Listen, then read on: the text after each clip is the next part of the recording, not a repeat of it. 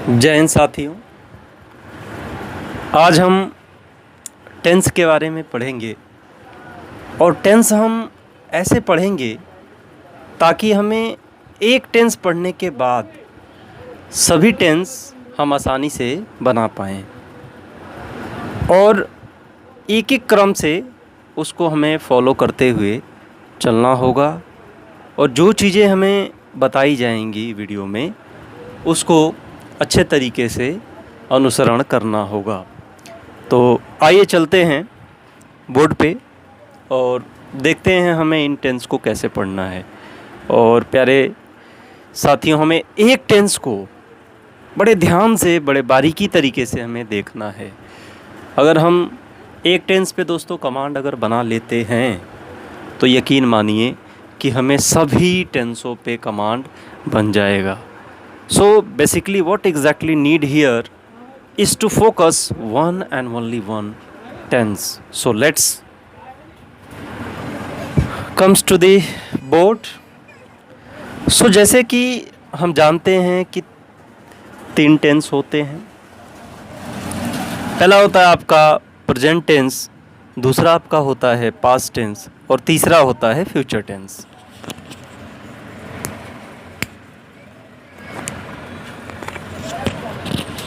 प्यारे बच्चों, present tense means होता है वर्तमान काल,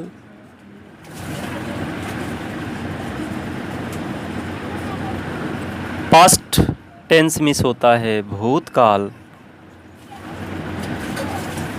और फ्यूचर टेंस मीन्स होता है भविष्यकाल। जैसा कि हम सब जानते हैं कि प्रेजेंट टेंस का मतलब होता है कि वर्तमान में क्या चल रहा है, इस समय क्या हो रहा है, वो आपका प्रेजेंट टेंस में आ जाएगा। जैसे अगर हम कहें राम आम खाता है तो प्रेजेंट टेंस में है। सेकंड आपका होता है पास्ट टेंस। पास्ट टेंस का मतलब होता है भूतकाल। भूतकाल यानी जो घटना बीत चुकी है वो पास्ट टेंस में आएगा। और फ्यूचर टेंस का मतलब होता है भविष्यकाल, यानी जो भविष्य में आने वाला है। अब प्यारे दोस्तों, इन प्रत्येक के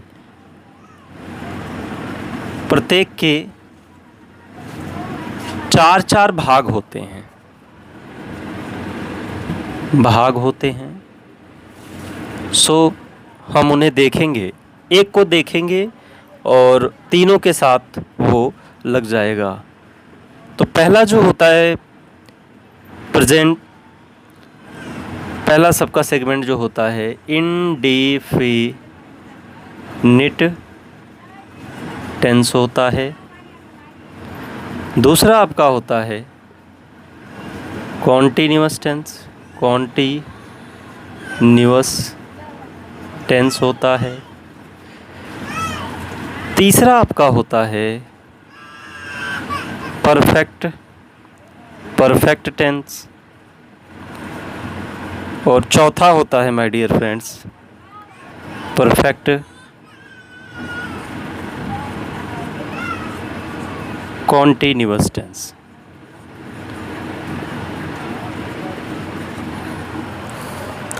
इस तरीके से 4 होते हैं और हर एक के 4 होते हैं। जैसे कि अगर हम प्रेजेंट के साथ बोलें तो ये क्या हो जाएगा, present indefinite tense, present continuous tense, present perfect tense and present perfect continuous tense. इसी तरीके से अगर हमें पास्ट के साथ लिखना हो तो past indefinite tense, past continuous tense, past perfect tense and past perfect continuous tense. इसी तरीके से प्यारे बच्चों, अगर हमें फ्यूचर के साथ लिखना हो तो future indefinite tense, future continuous tense, future perfect tense, future perfect continuous tense. तो इस तरीके से तीनों का मिला के कितना हुआ, चंदन बताइए कितना हुआ तीनों का मिला के। एक का अगर 4 है तो तीनों का मिला के टोटल कितना हो गया, 12 हो गया। 12 टेंस हमें बेसिकली पढ़ने हैं। अब इन 12 टेंसों को आपको अपनी कॉपी में लिखना है या फिर कमेंट बॉक्स में इसका आंसर आपको देना है। चलिए चलते हैं फर्स्ट प्रेजेंट टेंस के बारे में। और जैसा कि मैंने वीडियो के स्टार्टिंग में ही कहा कि अगर हम एक टेंस को अच्छे से पढ़ लेते हैं तो हमें सभी टेंसों पे कमांड हो जाएगी। सो एक टेंस को बड़े ध्यान से ही हम पढ़ेंगे।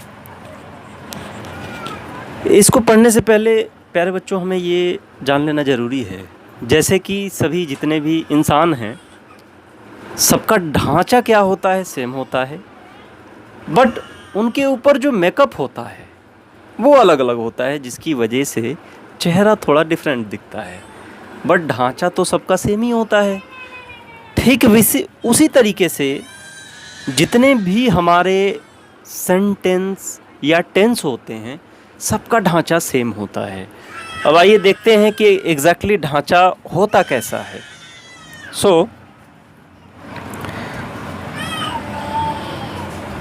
सबसे पहले होता है सब्जेक्ट,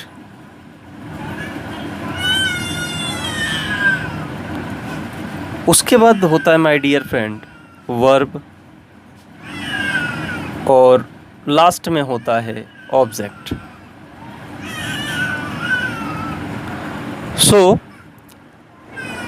किसी भी टेंस का जो ढांचा होता है वो इस तरीके से होता है, पहले सब्जेक्ट होगा, उसके बाद वर्ब होगा, उसके बाद ऑब्जेक्ट होगा। और वर्ब को हम दो भागों में डिवाइड कर सकते हैं। पहला आपका आ जाएगा हेल्पिंग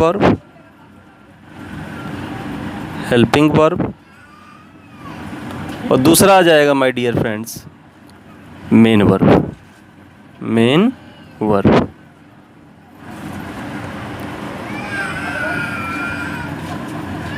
अब हम इस वीडियो में हमेशा ये ध्यान रखेंगे, एस वी और ओ से लिखेंगे, एस वी और ओ से लिखेंगे वीडियो में हर जगह। आपको ध्यान रखना है एस वी ओ का मतलब क्या है। एस का मतलब सब्जेक्ट, वी का मतलब वर्ब एंड ओ का मतलब ऑब्जेक्ट। आइए देखते हैं जरा सब्जेक्ट वर्ब ऑब्जेक्ट एग्जैक्टली होता क्या है। समझ में आ रही है बातें? ओके। सब्जेक्ट बेसिकली प्यारे बच्चों होता है जो वाक्य में कर्ता होता है, जो वाक्य में काम को करने वाला होता है वो आपका सब्जेक्ट होता है। जैसे कि राम आम खाता है,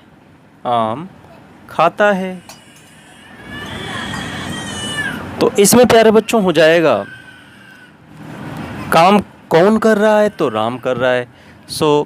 सब्जेक्ट आपका हो जाएगा राम। वर्ब क्या होता है, तो वाक्य में जो काम हो रहा होता है उसे वर्ब कहते हैं।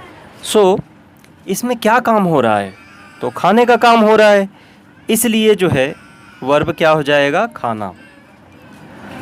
ऑब्जेक्ट का मतलब प्यारे बच्चों होता है कर्म का मतलब ये होता है कि कर्ता किसके ऊपर काम कर रहा है। यहाँ हम देखेंगे कि राम आम खा रहा है, इसका मतलब राम जो है वो आम के ऊपर काम कर रहा है। यहाँ ऑब्जेक्ट जो हो जाएगा वो आम हो जाएगा। इसी तरीके से और बहुत सारे एग्जाम्पल ले सकते हैं, जैसे सीता गीत गाती है। इसमें काम कौन कर रहा है, सब्जेक्ट क्या है, सीता है। वर्ब क्या है, क्रिया क्या है, काम क्या हो रहा है, गाना गाने का हो रहा है। यहाँ वर्ब जो हो जाएगा गाना गाना हो जाएगा। और काम किसके ऊपर कर रही है, तो गाने के ऊपर कर रही है। ऑब्जेक्ट आपका हो जाएगा गाना। माय डियर स्टूडेंट, आपको ये भली बात समझनी होगी। आगे चलते हैं। सब्जेक्ट वर्ब और ऑब्जेक्ट ढांचा सभी टेंस का सेम होगा। Subject verb object. आगे चलते हैं। अब प्यारे बच्चों, जैसा मैं स्टार्टिंग में ही हमने बोला था कि ढांचा सभी इंसानों का सेम होता है, बट मेकअप यानी कि चेहरे की बनावट अलग अलग होने की वजह से वो थोड़े डिफरेंट दिखते हैं। ठीक उसी तरीके से सभी टेंसों का जो ढांचा है वो सब्जेक्ट, वर्ब और ऑब्जेक्ट से होता है, बट उनकी बनावट, मेकअप जो होता है वो अलग अलग होगा और वो मेकअप आप करेंगे। सो ढांचा एग्जैक्टली आपको समझ में आ गया। अब आइए देखते हैं ज़रा एग्जैक्टली मेकअप का जो सामान है वो क्या है। सो माय डियर फ्रेंड्स, यहाँ मेकअप का जो सामान होगा वो होगा helping verb. Helping verb. So आपको यहाँ जो मेन चीज़ है वो है हेल्पिंग वर्ब, और वो ध्यान रखनी है आपको। सो अगर सभी टेंस की, यानी कि जैसा कि हमने 12 टेंस देखा था, अगर 12 टेंस का आपको हेल्पिंग वर्ब ध्यान है सो आसानी से आप उसे बना पाएंगे, और ढांचा सबका यही रहेगा। अब आइए चलते हैं सेंटेंस की तरफ। सो एग्जैक्टली सेंटेंस कितने होते हैं।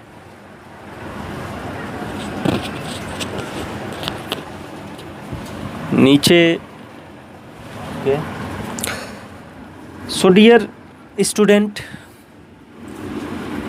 जैसा कि हमने देखा कि टोटल यानी कुल मिला के कुल 12 टेंस हो गए।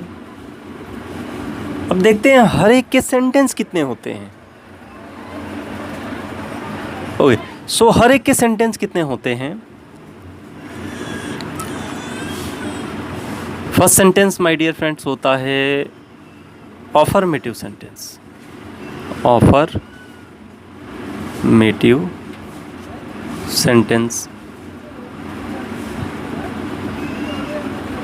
सेंटेंस। दूसरा आपका होता है नेगेटिव सेंटेंस।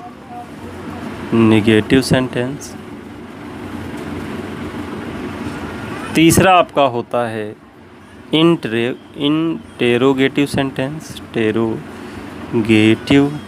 सेंटेंस। और चौथा होता है डबल इंट्रोगेटिव या interrogative negative sentence. Double interrogative sentence. So इस तरीके से हमने देखा कि टेंस कितने हो गए। सो 4 हुए। अब 1 के 4 तो 12 के कितने हो जाएंगे। 1 का अगर 4 है तो 12 का माय डियर फ्रेंड्स हो जाएगा 4 गुणे 12 यानी कि 48। सो एग्जैक्टली हमें 48 सेंटेंस पढ़ने हैं, 48 सेंटेंस पढ़ने हैं, यानी कि 12 टेंस का कुल मिला के हमें 48 सेंटेंस पढ़ने हैं। और जैसा कि मैंने स्टार्टिंग में ही कहा था कि अगर आप एक टेंस को यानी कि आप देख लेते हो तो सभी को बनाने में सक्षम हो पाओगे, आपको रटने की ज़रूरत नहीं होगी। सो आइए चलते हैं आगे, रफ करते हैं इसको। ओके, सो प्रेजेंट के साथ देखेंगे।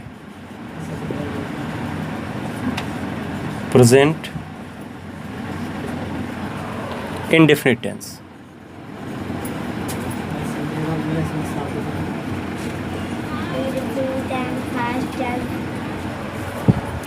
सो प्रेजेंट इंडेफिनिट टेंस हम देखेंगे। अब इसमें प्यारे बच्चों सबसे पहले इसकी पहचान ज़रूरी होती है कि इसे हम कैसे पहचानेंगे। समझ में आ रही है बातें? ओके, समझना है ध्यान से और जवाब भी देने की कोशिश करनी है। Okay, so my dear student, इसकी पहचान होती है। पहचान देखते हैं ज़रा। पहचान जैसा कि मैंने स्टार्टिंग में ही कहा था कि एक को आपको बड़े ध्यान से समझना है, एक को हमें बड़े ध्यान से टाइम दे के समझना है बिना किसी डिस्टरबेंस के। सो पहचान आपकी क्या होती है बाबू? प्रेजेंट इंडेफिनिट टेंस की पहचान होती है कि इसके वाक्य के अंत में क्या आता है? अंत में ता है, ती है, ता हूँ, ती हूँ आदि शब्द आता है, आदि शब्द आता है। अब एक देखते हैं, अच्छा ये हो गया। उसके बाद ये तो पहचान हो गई कि ता है, ती है, ता हूँ, ती हूँ ये आता है। जैसे कि राम आम खाता है, तो इसके अंत में क्या आ गया? ता आ गया। सीता गीत गाती है, मैं बाजार जाता हूँ, मैं अंग्रेजी पढ़ता हूँ, मैं क्रिकेट खेलता हूँ, तो ता आ गया। तो ये आपका क्या हो जाएगा? प्रेजेंट इंडेफिनिट टेंस हो जाएगा। सो इसमें पहला सेंटेंस हम लेते हैं और वो आपका है affirmative, affirmative sentence. My dear student, इसका फॉर्मूला हम देखेंगे, और जैसा कि हमने स्टार्टिंग में ही बताया था कि सभी का जो ढांचा होता है वो क्या होता है? सब्जेक्ट, वर्ब और ऑब्जेक्ट होता है। सो हम यही ढांचा लेके चलेंगे तो आपका हो जाएगा my dear student, so subject plus verb plus object, ये हो गया। अब चलते हैं मेकअप करने। क्या करने? मेकअप। अब मेकअप में आप क्या करोगे कि वर्ब में यस या ईएस लगा दोगे। वर्ब में क्या लगाना है आपको? या तो यस लगाओगे या ईएस लगाओगे। सो अब देखते हैं कि किस वर्ब में यस लगाएंगे और किस वर्ब में ईएस लगाएंगे। सो प्यारे बच्चों, यदि सब्जेक्ट यानी ये सिंगुलर हो, यानी कि एक हो, तो वहीं पे हम या तो यस लगाएंगे या तो ईएस लगाएंगे। जैसे राम है, राम आम खाता है, तो राम अकेला है, सिंगुलर है, सो यहाँ पे यस या ईएस लगेगा। लेकिन अगर सब्जेक्ट प्लूरल होता, बहुत सारे होते, तो वहाँ पे न तो हम यस लगाते न तो ईएस लगाते, वो सिंपल हो जाता। जैसे वे गीत गाते हैं, तो वे के लिए बाबू हो जाएगा यस या ईएस नहीं लगेगा। अब सवाल ये है कि अगर सब्जेक्ट सिंगुलर हो तो वर्ब में यस कब लगाएंगे और ईएस कब लगाएंगे? तो देखते हैं एग्जाम्पल से। जैसे कि राम आम खाता है, आम खाता है। अब देखिए सब्जेक्ट क्या है माय डियर स्टूडेंट? काम कौन कर रहा है? राम कर रहा है। सो राम काम कर रहा है तो सब्जेक्ट क्या हो गया? राम, तो राम हो जाएगा। अब चूंकि राम क्या है बाबू? अकेला है। अच्छा, वर्ब आप ढूंढिए, तो वर्ब क्या है? खाता है, और खाने की इंग्लिश क्या होती है? ईट होती है। सही बोला आपने। सो ईट होती है, तो यहाँ पे ईट लगा दीजिए। ओके। अब जैसा कि हमने देखा कि सब्जेक्ट क्या है? सिंगुलर है, सो यहाँ यस या यस लगाएंगे। अब सवाल ये है कि यस कब लगाएंगे और यस कब लगाएंगे? तो वर्ब के हमें लास्ट में देखना है, वर्ब के लास्ट लेटर को देखना है। और यदि वर्ब का लास्ट अक्षर वॉवल है, क्या है बाबू? वॉवल है। वॉवल मतलब क्या होता है? कितने होते हैं? 5 होते हैं। कितने होते हैं? 5। सो क्या क्या होता है बाबू? ए होता है, ई होता है, आई होता है, ओ होता है और यू होता है। ये आपको ध्यान रखना है। वॉवल कितने होते हैं? स्वर कितने होते हैं बाबू? सो 5 होते हैं। ए, ई, आई, ओ, यू। अगर इनमें से कोई वर्ब के लास्ट में आता है तो आप ईएस लगाएंगे। क्या लगाएंगे? ईएस लगाएंगे। और यदि इनमें से कोई नहीं आता है तो केवल एस लगाएंगे। लेकिन शर्त क्या है? सब्जेक्ट क्या होना चाहिए? सिंगुलर होना चाहिए। सब्जेक्ट क्या होना चाहिए? सिंगुलर होना चाहिए। ओके। सो सब्जेक्ट भी सिंगुलर है हमारा, और वर्ब के लास्ट में क्या है? टी है, जो कि हमें AEIOU में से नहीं मिला है, सो यहाँ केवल एस लगाएंगे। तो क्या हो जाएगा, राम इट्स, ऑब्जेक्ट क्या है भैया, इट्स ए मैंगो। बात समझ में आ गई? ओके। अब देखते हैं ज़रा जिसके वर्ब के लास्ट में वॉवल आया हो। सेकंड लेते हैं, सीता बाजार जाती है, बाजार जाती है। सो डियर स्टूडेंट, इसका हो जाएगा सीता, सब्जेक्ट क्या है, सीता। उसके बाद वर्ब क्या है, काम क्या कर रही है, सो जाने का कर रही है, तो सीता गोस, गो। ओके, वर्ब क्या है आपका, गो। अब जैसा कि हमने देखा कि सीता सिंगुलर भी है और वर्ब के लास्ट में वॉवल आया हुआ है, सो यहाँ क्या लगाएंगे, ईएस लगाएंगे। क्या लगाएंगे डियर स्टूडेंट, ईएस। सो ये हो जाएगा Sita goes to market. Okay, अब एक प्लूरल लेते हैं, वे बाजार जाते हैं। इसके पहले प्यारे बच्चों हम समझते हैं प्लूरल क्या होता है और उसका अर्थ भी हम लिखेंगे और उसे याद हम करेंगे। सो प्लूरल में आपका आ जाता है आई, वी, आई, वी, यू, दे, ये आपके आते हैं प्लूरल में। सो डियर स्टूडेंट, आई का मतलब होता है मैं, वी का मतलब होता है हम, यू का मतलब होता है तुम और दे का मतलब होता है वे। सो इन सबको आपको याद होना चाहिए। आई, वी, यू, दे ये आपके प्लूरल होते हैं। इसी तरीके से बहुत सारे, जैसे बहुत सारे बच्चे हैं, पंछियां हैं, सो वहाँ पे क्या आ जाएगा, प्लूरल हो जाएगा। तो वे जैसा कि हमने देखा क्या है, ये प्लूरल है, इसको आप नोट डाउन कर लेंगे और सारी चीज़ें नोट करते रहेंगे तो और अच्छा रहेगा। सो ये हो जाएगा वे बाजार जाते हैं, तो वे के लिए क्या होता है डियर स्टूडेंट, दे होता है। तो क्या हो जाएगा, सब्जेक्ट क्या है, दे, दे। वर्ब क्या है बाबू, जाना, तो जाने की इंग्लिश क्या होती है, गो, तो दे गो।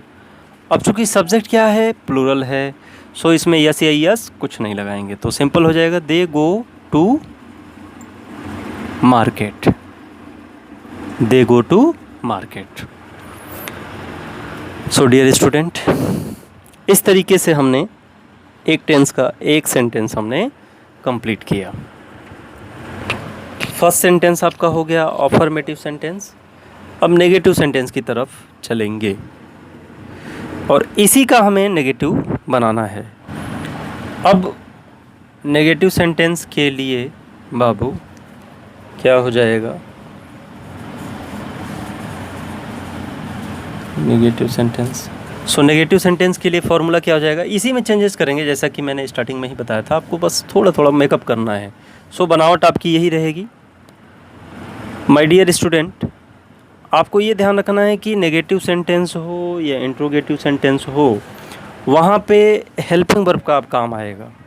सो जैसा कि हमने स्टार्टिंग में देखा था कि सब्जेक्ट वर्ब ऑब्जेक्ट है बनावट, और वर्ब में भी पहले आपका हेल्पिंग वर्ब आएगा, उसके बाद मेन वर्ब आएगा। सो हेल्पिंग वर्ब प्यारे बच्चों हमें याद रखना है, प्रेजेंट इंडेफिनिट के लिए हेल्पिंग वर्ब जो लगता है बाबू, वो लगता है डू या डज, डू या डज लगता है हेल्पिंग वर्ब के लिए। हेल्पिंग वर्ब जैसा कि हमने देख लिया डू या डज है, तो इसका हो जाएगा प्यारे बाबू कि सब्जेक्ट उसके बाद हेल्पिंग वर्ब आता है। सो इसमें थोड़ा सा हम मेकअप करेंगे। सब्जेक्ट उसके बाद आएगा, इसको क्लोज करिए, सब्जेक्ट उसके बाद आएगा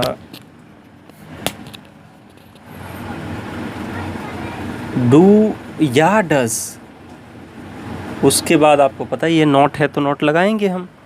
सो नॉट आएगा प्लस मेन वर्ब की फर्स्ट फॉर्म आएगा, उसके बाद ऑब्जेक्ट आएगा।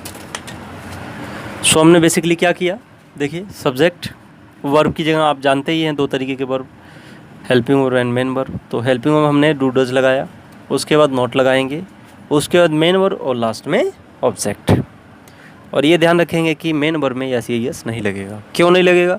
क्योंकि वही एस ई एस उठ के यहाँ देखिए आ चुका है, डच ई एस लग चुका है। सो यहाँ अब नहीं लगाएंगे। सवाल ये उठता है कि डू किसके साथ लगाएंगे और डच किसके साथ लगाएंगे। सो प्रीवियस क्लास में आपने देखा था कि सिंगुलर के साथ हम क्या लगाते थे, एस ई एस लगाते थे। सो यहाँ पे भी ई एस लगा हुआ है, इसका मतलब सिंगुलर के साथ आप डज का यूज करोगे, सिंगुलर के साथ डज का यूज करोगे, और प्लूरल के साथ किसका यूज करोगे, डू का यूज करोगे। सो डियर स्टूडेंट, ये आपका हो जाएगा राम आम नहीं खाता है, राम आम नहीं खाता है। सो इसका क्या हो जाएगा, राम चूँकि सिंगुलर है, सो राम के साथ क्या लगाएंगे बाबू, डज लगाएंगे। तो राम हो जाएगा डज, इसी के साथ चलेंगे क्योंकि ये आपका एक रास्ता है। फॉर्मूला क्या होता है आपका, रास्ता होता है। सो राम डज, उसके बाद क्या लगाओगे बाबू, नॉट लगाओगे। Ram does not, main verb क्या है तो खाना, खाने की इंग्लिश क्या होती है तो ईट होती है। तो राम डज नॉट ईट, क्या नहीं खाया भाई, तो a mango. Ram does not eat a mango. आगे चलेंगे, सीता बाजार जाती है। सो इसका नेगेटिव क्या हो जाएगा, सीता बाजार नहीं जाती है, नहीं जाती है। इसका क्या हो जाएगा प्यारे बच्चों, आप खुद बनाने की कोशिश करेंगे। चूँकि सीता क्या है, सिंगुलर है, तो इसलिए लगेगा सीता, उसके बाद डज, उसके बाद नॉट। मेन वर्ब क्या है तो जाना, तो गो, कहाँ तो बाजार जा रही है, सो गो टू मार्केट। तो इसका प्यारे बच्चों हो जाएगा Sita does not go to market.